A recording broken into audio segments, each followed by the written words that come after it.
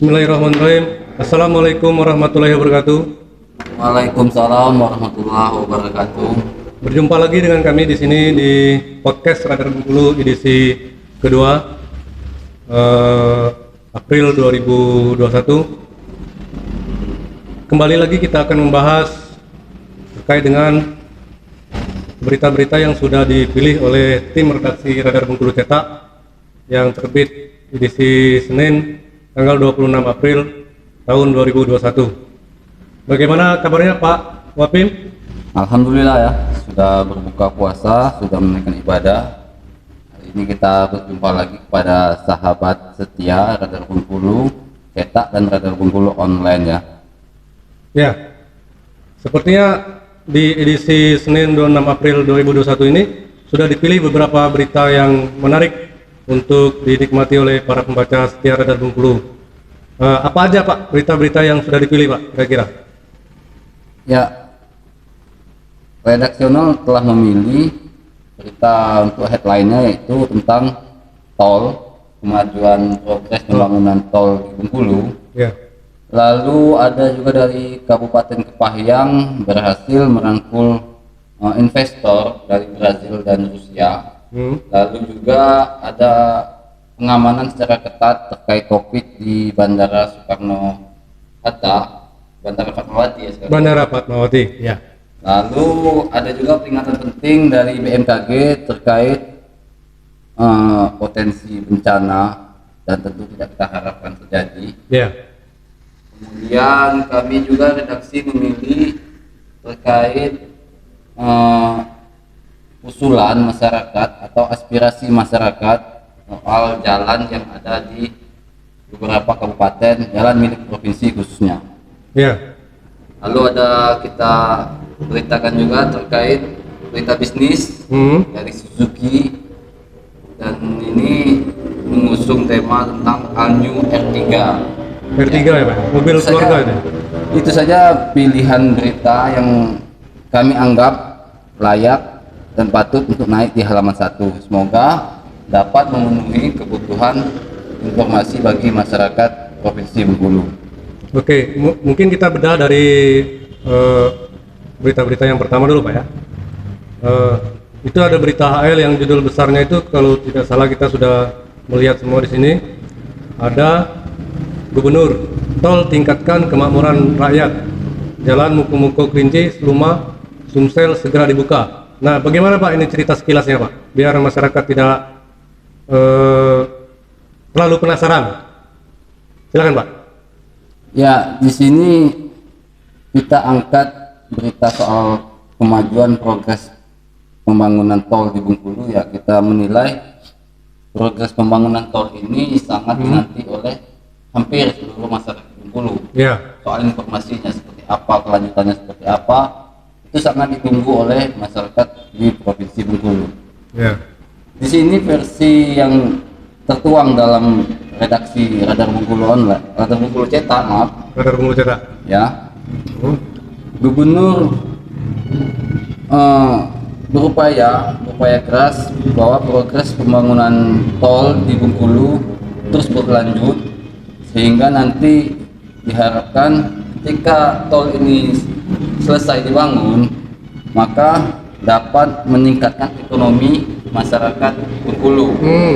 Nah, semisal tol berhasil dibangun, nanti masyarakat Kepahyang yang cenderung petani kopi, ya, dapat langsung mengirimkan kopinya melalui jalur tol tersebut. Oh, gitu. Dan masyarakat di luar Bengkulu juga aksesnya bisa lebih gampang untuk masuk ke Provinsi Bengkulu. Ya. Ini sebenarnya program nasional Pak ya? Ya, program nasional dengan juga kepiawaian kepala daerahnya kalau menurut saya. Kepala daerah ya? Ya, kepiawaian kepala daerah dalam meyakinkan pemerintah pusat, itu menurut saya. Ya. Kalau dalam statement Gubernur beberapa waktu yang lalu, kami juga pernah mendengar tol ini katanya menghubungkan lintas Sumatera. Benar begitu Pak ya? Dari Aceh sampai ke Lampung katanya. Ya, berdasarkan berita yang kami rampung dalam Radar Bengkulu Cetak, benar. Nanti jalan tol itu Tembus, Muko-Muko, Kerinci, Iya, iya, iya. Seluma, Sumsel, Iya. itu segera dibuka. Iya, iya. Kalau menurut berita yang kita kemas. Begitu ya Pak ya. Tapi intinya supaya masyarakat Bengkulu tidak terlalu penasaran, melewati berapa kabupaten ini Pak, tol ini Pak? Ya itu nanti sahabat Radar Bengkulu Cetak dapat membacanya langsung di Harian Radar Bengkulu edisi cetak 26 April 2021. Insya Allah informasi yang kami sampaikan itu dapat berguna sehingga menjawab rasa penasaran masyarakat Provinsi Bengkulu. Oke, mantap itu Pak. Jadi Ya. masyarakat Provinsi Bengkulu yang penasaran terkait dengan progres tol di Provinsi Bengkulu bisa nanti membaca di Harian Radar Bengkulu edisi Senin 26 April 2021. Ya. Gitu Pak ya. Kita lanjut ke berita yang kedua Pak yang sudah dipilih oleh tim redaksi. Di sini HL2 kita judulnya Bangun Kabupaten Kepayang melalui program Desa Wisata. Nah ini sepertinya cukup menarik juga Pak. Silakan Bapak jelaskan selintas saja Pak. Ya, lagi-lagi redaksi berpikir bahwa berita seperti ini memang layak untuk halaman 1 khususnya bisa menjadi percontohan bagi kabupaten yang cenderung memperoleh pendapatan asli daerah dari aspek wisata. Ya, ya. Misal Kabupaten Ujung Lebong, Iya, iya. nah, seperti itu ya. Ini bisa jadi pemicu untuk kepala daerahnya untuk melakukan hal yang serupa atau bahkan lebih. Ya kita tidak tahu seperti apa nanti strategi dari pemerintah kabupaten yang lain. Iya. Namun di sini kita terfokus di Kabupaten Kepayang. Ini sangat luar biasa kita lihat. Pemkab datangkan investor asal Brazil dan Rusia. Asal Brasil dan Rusia. Ya, Oke, oke. Berarti mereka bawa uang untuk membangun di daerah Kepayang gitu Pak ya? ya. Tentu kita harapkan Pemkab juga lebih berhati-hati juga ya. Lebih memikirkan welcome juga, gitu. ya lebih welcome boleh, namun tetap pada koridor tentunya ya. Koridor ya, Nanti- sesuai aturan ya. ya nanti teknisnya seperti apa kita pantau bersama, kita lihat bersama berita kelanjutannya seperti apa Mas. Iya, iya. Oke. Berarti masyarakat Kabupaten Kepayang patut berbangga ini ya. Ya, Bagaimana bupatinya sudah meyakinkan investor dari Rusia sama Brazil Mas. Brasil ya. Ya. Kita tahu Rusia dan Brasil ini khususnya juga penghasilannya kopi gitu ya. Kopi, jadi Salah satu terbesar di dunia juga. ada sinkronisasi mungkin di Begitu, situ. begitu. Ya kan Brazil kan terkenal dengan kopinya, Kepayang juga kopinya sudah sangat terkenal. Iya, Tidak hanya di Bengkulu, bahkan mungkin di luar Bengkulu juga Sudah terkenal. kopi Kepayang itu nikmatnya seperti apa. Iya. Tergantung pengolahannya Pak ya. Ya, selain itu juga destinasi wisata di Kepayang, saya yakin bila diolah dengan baik dan profesional tentunya tidak kalah dengan wisata di provinsi lain yang ada di Indonesia. Iya, iya. Ya, itu tergantung lagi leader. Leadernya atau pemimpinnya ya. Ya, pemimpinnya seperti apa? Bupatinya. Melihat potensi daerahnya. Saya kira Bapak Bupati Kepayang, Bapak Hidayatullah Syahid ya. Ini 2020 periode ya. Ya, udah kedua ini. Sudah sangat memahami kondisi dan potensi di Kabupaten Kepayang. Ya mudah-mudahan saja lah. Iya, iya. Kita lihat perkembangan dalam beritanya dan sahabat pantau terus berita yang kami sajikan di Radar Bengkulu Cetak tentang progres kerjasama atau progres datangnya investor dari Brazil Rusia ke Kepayang. Iya, iya. Berarti Nantikan perkembangannya ya. berarti selain apa namanya kopi, Kepayang juga dikenal dengan teh ya. Oh ya, teh. Kebun teh, Kebun teh teh. kebawetan ya. Ya, Sudah itu ada beberapa destinasi yang lain seperti air terjun gitu air kan. terjun, ya, ya. Berarti Kepayang ini multi apa namanya Pak? Multi event yang bisa dilakukan di Ya, sana benar. Kita juga redaksi Radar Bengkulu juga pernah mengungkap dalam sebuah berita bahwa Kepayang sedang ada proyek besar juga di sana terkait tadi kebun teh kebawetan tadi. Iya, mau kebawetan. dibangun water park kalau nggak salah. Water Park. Ya, itu sangat bagus sekali ya. Kita nantikan bersama dan sahabat Radar Bengkulu Cetak menantikan informasinya, nanti kita terus sampaikan ke masyarakat. Gitu ya Pak. Ya, Oke, semoga apa yang diinginkan oleh Bupati bisa terlaksana dan juga masyarakat mendapatkan dampak secara ekonomi, begitu Pak ya? Insya Allah ya. Ya, mudah-mudahan lah. Berita selanjutnya nih Pak Wapim Ya. Radar Bengkulu cetak Ya. terkait dengan jelang Lebaran pengamanan bandara diperketat untuk cegah COVID. Nah, bagaimana ini Pak? Karena tren di Bengkulu sendiri COVID hari ini ada kenaikan. Kalau kemarin posisinya sudah melandai, posisi kita sudah berada di kuning. Nah, sekarang mungkin ada kenaikan sedikit. Itu bagaimana Pak? Apakah masyarakat Bengkulu sudah mulai abai atau kurang disiplin terkait dengan prokes atau bagaimana Pak? Silakan. Ya, terima kasih. Media hari ini sebagai pengingat ya, sebagai penyambung lidah dari pemerintah, menyampaikan sosialisasi ke tengah masyarakat tentang bahaya COVID-19. Media juga hadir sebagai pemberi informasi terkait pelaksanaan prokes yang bagaimana caranya supaya kita terhindar dari COVID-19. Di sini kita memilih berita pengamanan bandara diperketat juga sebagai bentuk perhatian dari pemerintah kepada masyarakatnya. Tentu ini layak untuk dikonsumsi dalam sebuah berita. Jadi kami memilih berita ini untuk halaman 1. Semoga dengan berita ini ya masyarakat yang ingin berpergian bisa mematuhi prokes terlebih dahulu. Gitu maksudnya, Pak. Oh begitu. Oke. Jadi masyarakat Provinsi Bengkulu kalau mau bepergian itu selalu terapkan prokes ya. Jangan lupa pakai masker, bawa hand sanitizer gitu Pak ya. Selalu cuci tangan begitu ya. Kita jangan abai karena COVID-19 ini selalu berevolusi gitu Pak ya. Ya oke. Lalu kita lanjut ke berita berikutnya Pak. Ini ada jalan poros antar kabupaten akan dikerjakan. Nah, ini bagaimana maksudnya Pak? Secara selintas. Ya, ini informasi lanjutan ya. Informasi lanjutan dari Radar Bengkulu Cetak edisi 24 April. Nah, kita lanjutkan kembali beritanya di 26 April sehingga masyarakat tahu progres kerja dari pemerintah Provinsi Bengkulu. Nah, pada 24 April yang lalu kita memuat berita soal sidak Dewan Komisi 3 ya, Komisi 3 Provinsi Bengkulu. Provinsi. Ya, sidak jalan-jalan yang milik provinsi kondisinya sangat layak untuk diperbaiki. Nah, hari ini Gubernur Bengkulu Rohidin Mirsya memastikan Pak. Oh ya. Gubernur telah memastikan bahwa sejumlah jalan poros yang ada di kabupaten akan diperbaiki. Tentu ini informasi yang sangat bagus, sangat layak dikonsumsi, sangat ditunggu oleh masyarakat. Iya. Jadi perkembangannya seperti apa nanti kita sampaikan secara detail di edisi cetak Senin 26 April di Radar Bengkulu. Sahabat bisa membacanya langsung di sana, pernyataan dari Gubernur Bengkulu. Mungkin juga ini aksi cepat tanggap yang dilakukan oleh Gubernur gitu Pak. Terkait dengan kritikan dari teman-teman seniman kemarin mungkin ya Pak ya? Ya. Ada yang main kano di jalan gitu kan? Iya. Itu kreatif.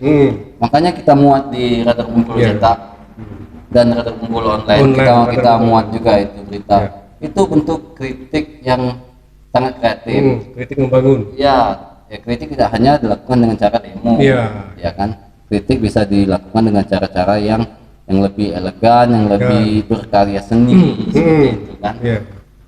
Nah, kami siap dari media siap untuk menampung kritik itu dan disampaikan ke Pak Gubernur serta OPD di bawahnya, sehingga apa yang disampaikan teman-teman di lapangan bisa tersampaikan dengan baik. Oh gitu Pak ya. Jadi ya mudah-mudahan atas kritikan dari teman-teman seniman, teman-teman LSM dan teman-teman yang lain itu bisa ditanggapi oleh pemerintah Provinsi Bengkulu khususnya terkait dengan jalan gitu Pak ya. Apalagi kalau kita amati beberapa hari ini banyak jalan berlubang itu yang sudah digali-gali sepertinya sudah akan dilakukan penimbunan gitu ya. Selain itu kita juga menjelang Lebaran ini Pak ya. Kalau jalan berlubang itu enggak bahaya. Kalau misalnya ada kecelakaan gara-gara jalan berlubang itu.